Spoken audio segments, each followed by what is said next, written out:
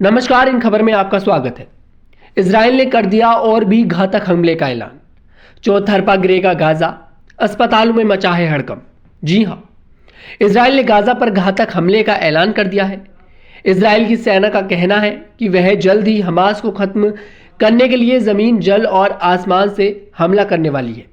Israeli रक्षा मंत्री Yoav Gallant का कहना है कि उनकी सेना जमीन हमला करने के लिए पूरी तरह से तैयार है। बता दें कि कई दिनों से इजराइल की आर्मी गाजा के बॉर्डर पर डेरा डाले हुए है और हमले के आदेश का इंतजार कर रही है। गैलेंट ने कहा, हम घातक हमले की तैयारी में हैं। यह धरती, आकाश और जल मार्ग तीनों तरफ से होगा। इसी बीच अमेरिका के राष्ट्रपति जो बाइडेन, कनाडा, फ्रांस और जर्मनी के नेताओं ने भी एक साझा बयान जारी करके कहा कि वे इजराइल के समर्थन में खड़े हैं और हमास के खिलाफ लड़ाई में उसके साथ हैं। इससे पता लगता है कि बेंजामिन नेतन्याहू गाजा पर बड़े हमले का प्लान बना रहे हैं। फिलिस्तीनी स्वास्थ्य मंत्रालय के मुताबिक गाजा में मरने वालों का आंकड़ा 4,741 तक पहुंच गया है। वेस्ट बैंक में भी 100 के आसपास फिलिस्तीनी मारे गए हैं। इजराइल केवल गाजा पर ही नहीं बल्कि दक्षिणी लेबनान और वेस्ट बैंक में भी हवाई हमले कर रहा है। बीते दिनों वेस्ट बैंक के जेनिन में स्थित अल अंसार मस्जिद को भी निशाना बनाया गया था।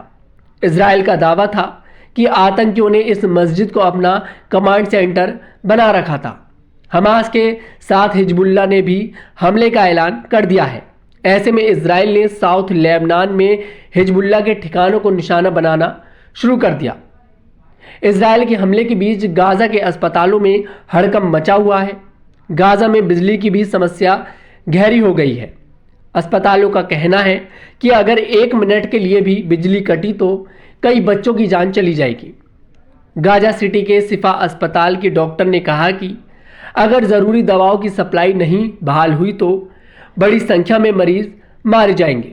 उन्होंने कहा कि उनके पास 55 बच्चों का इलाज चल रहा है जिनकी जान खतरे में है। फिलिस्तीनी स्वास्थ्य मंत्रालय का कहना है कि जिन बच्चों को इलेक्ट्रॉनिक इंक्यूबेटर्स में रखा गया है उनकी जान खतरे में है। बता दें कि गाजा के 13 सरकारी अस्पतालों में शिफा सबसे बड़ा अस्पताल है। फ्यूल की कमी की वजह से अस्पताल भी जूझ रहे हैं। खैर, इजराइल के साथ बड़े बड़े देश हैं और हमास के साथ भी बड़े बड़े देश खड़े हैं। फिलिस्तीन के सपोर्ट में बड़ी बड़ी इस्लामिक कंट्रीज आकर खड़ी हो रही हैं। ईरान ने पहले ही बोल दिया था कि हम फिलिस्तीन के साथ हैं। अब ये युद्ध क्या मोड़ लेगा? क्या ये युद्ध वर्ल्ड वॉर 3 में तब्दील हो जाएगा? खैर, इस युद्ध का नतीजा कुछ भी हो, लेकिन यहाँ जो मासूमों की जान जा रही है, जो बेगुनाहों की जान जा रही है, दोनों देशों में, इजराइल में भी और फिलिस्तीन में भी हमारे मासूम ही जा रहे हैं। ये बहुत बड़ा सवाल है, आखिर कब जाकर ये युद्ध रुकेगा?